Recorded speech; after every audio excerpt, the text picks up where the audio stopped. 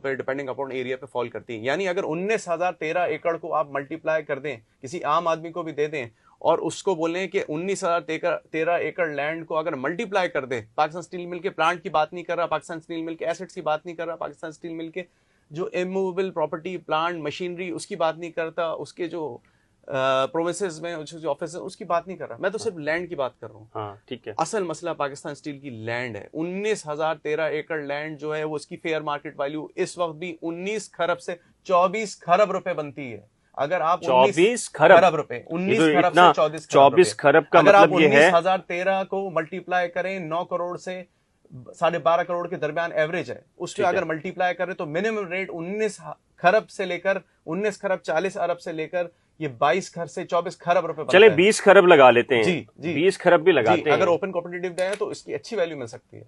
तो पाकिस्तान का कर्जा कितना है? देखिए पाकिस्तान का कर्जा तो अराउंड 60 से 70 अरब डॉलर है, 85 अरब डॉलर कह लें। लेकिन असल चीज़ ये नहीं है। असल चीज़ ये है कि यहाँ कहानी ख़त्म नहीं होती। कहानी ये है कि पाकिस्तान स्टील मिल के सिर्फ ये एसेट्स नहीं है, पाकिस्तान स्टील मिल की आयरन ओर की कानें हैं, पाकिस्तान स्टील मिल की कलाकू के अंदर बहुत कम लोग जाते हैं कि वहाँ 10,061 एकड़ लैंड जो पाकिस्तान स्टील की आयरन ओर रिजर्व्स की कानें हैं। झम्पीर के अंदर 844 एकड़ लाइमस्टोन डोलोमाइट की कानें हैं जो ब्लास्ट फर्नेस में काम आता है। मकली के अंदर 9,800 एकड़ की कानें हैं। ये हुकूमत पाकिस्तान और पब्लिक फंड था जो पब्लिक के पैसों से बनी, पब्लिक के 17.56 अरब रुपए से ही बनी, इसका पेड अप कैपिटल था। और इस वक्त उसके असासों की मालियत जो कम अज कम है, अगर उसको फॉरेंसिक ऑडिट के जरिए ऑडिट किया जाए तो प्लांट की जो इन्होंने एवरेज लगाई है वो $700 मिलियन, वो अलग है। लेकिन अगर फेयर मार्केट वैल्यू लगाई जाए तो जमीन अलग है, प्लांट अलग है, और ये मालियत पाकिस्तान स्टील मिल की एक्चुअल मालियत, उसकी स्टील कॉर्प्स अलग है, पाकिस्तान स्टील फैब्रिकेटिंग कंपनी अलग है। ये सब डिक्लेयर की जा रही है कि टोटल लॉस है। पाकिस्तान स्टील मिल का कर्जा 229 अरब रुपए है। जिस कंपनी के असासे 20 खरब से लेकर 34 खरब रुपए पे फॉल कर रहे हो, उसकी बैलेंस शीट में दिखाया जाए कि फिक्स एसेट इन्वेंट्री का ये हाल हो जो आवाम को पता ही नहीं हो, और एक पार्टी आके उसकी बोली लगा दे कि जी आप 1400 एकड़ हम मुझे 32 अरब रुपए दे दें, तो स्टील ये सुई गैस भी मजाक कर रही है। ये 43 बिलियन की जमीन है। मजाक नहीं कर रही, इसके पीछे बड़ा पैसा लगा होगा। पीछे 1 अरब पैसा लगा होगा ना, खरब, सबका कमीशन होगा इसमें। ये 1400 एकड़ जमीन 1 खरब 40 अरब रुपए से ऊपर की बनती है, जिसकी 43 बिलियन रुपीस बोली लगाई जा रही है। पाकिस्तान स्टील मिल का कर्जा 229 अरब रुपए। अच्छा चले हम बात करते हैं जी। स्टील मिल जो निचकारी हो रही है वो टोटल कितने में हो रही है? देखिए दो चीजें, ये बड़ा इंटरेस्टिंग इशू है। 3 अगस्त। अच्छा ऑडियंस में आपको ये बता दूं कि ये एक जो केस जेर समात है सुप्रीम कोर्ट ऑफ पाकिस्तान में और लेबर कोर्ट में, वहां पर तारिक मंसूर एमक्यूएम जो एम्प्लॉयज यूनियन है, यूनाइटेड वर्कर्स पाकिस्तान, उसकी नुमाइंदगी कर रहे हैं और घंटों आर्ग्यूमेंट्स किए जा रहे हैं इस केस में।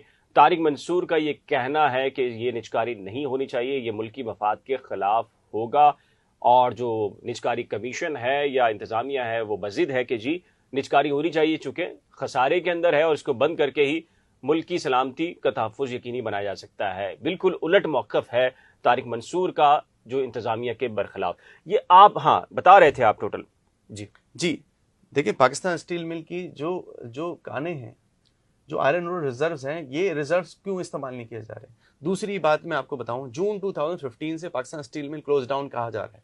एक आम आदमी ये समझ रहा है कि पाकिस्तान स्टील मिल क्लोज खसारे में 2008 के अंदर जिस स्टील मिल के बैंक अकाउंट्स में अगर 25 अरब रुपए, एजीबीआर की रिपोर्ट्स में आपको दिखा सकता हूं, मेरे सामने ऑडिटर जनरल पाकिस्तान की रिपोर्ट्स हैं, ये मेरी रिपोर्ट्स नहीं है, ये ऑडिटर जनरल पाकिस्तान की रिपोर्ट्स हैं, ये ऑडिटर जनरल पाकिस्तान की रिपोर्ट्स हैं।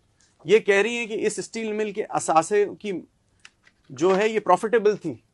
इसी बुनियाद पर सुप्रीम कोर्ट ने 2009-10 की रिपोर्ट है, और फिर पीपल्स पार्टी की हुकूमत आ गई ना। नहीं देखिए इस पे सुप्रीम कोर्ट ने सो मोटो नोटिस लिया। बहुत कम लोगों को याद है कि वतन party versus federation of Pakistan में 2016 में सुप्रीम कोर्ट ने सो मोटो नोटिस लिया, और प्राइवेटाइजेशन उस वक्त के चीफ जस्टिस इफ्तिखार चौधरी और लेड बाय 3 मेंबर बेंच ने उसको नल एंड वाइट किया, और नल एंड वाइट की उसने डिसीजन दिए, और उसके अंदर उन्होंने बताया कि मेरे पास उसकी जजमेंट मौजूद है, मैं आपको जजमेंट दिखा सकता हूं। अच्छा फिर ये माफिया कौन है जो ये कर रहा है? उन्होंने बताया कि ये क्यों नल एंड वाइट है। उसके बाद इसको दोबारा रिवाइव करना शुरू किया, मुशर्रफ दौर में ये पूरी रिवाइव हो गई। 1998 में भी इसको डिफॉल्ट करार दिया गया, लेकिन इसके अंदर पोटेंशियल था, मुशर्रफ दौर में इसको रिवाइव किया गया। फिर 2006 में इसको प्राइवेटाइजेशन की कोशिश की गई, सुप्रीम कोर्ट इसने इंटरवीन किया कि फॉरेंसिक ऑडिट के बगैर आपने अंडर वैल्यूएशन की है, और सिटी ग्रुप वाली जो वैल्यूएशन पे उसको नल एंड वॉइड कर दिया। फिर 2006 की जजमेंट आती है सुप्रीम कोर्ट की, और फिर उसको दोबारा रिवाइव किया जाता है, प्रॉफिटेबल होती है। फिर 2009-10 के अंदर दोबारा स्कैम होता है, 25 से 30 अरब वही प्रॉफिट लॉस में बदल जाता है। फिर सुप्रीम कोर्ट एक्शन लेती है, 15/2012 सुप्रीम कोर्ट का लैंडमार्क जजमेंट है, जो सुप्रीम कोर्ट उसमें सुमोटो नोटिस ली 15/2009 में, और सुप्रीम कोर्ट उसमें तयन करती है नैब को और इंक्वायरी की जो रिपोर्ट्स मौजूद हैं, और पीएलडी 2012 में रिपोर्टेड जजमेंट है। लेकिन उसके बाद फिर 2015 में गैस के बिल ना देने की वजह से, सुई गैस की बिल ना देने की वजह से अचानक इसका ब्लास्ट फर्नेस और उसी गैस की सप्लाई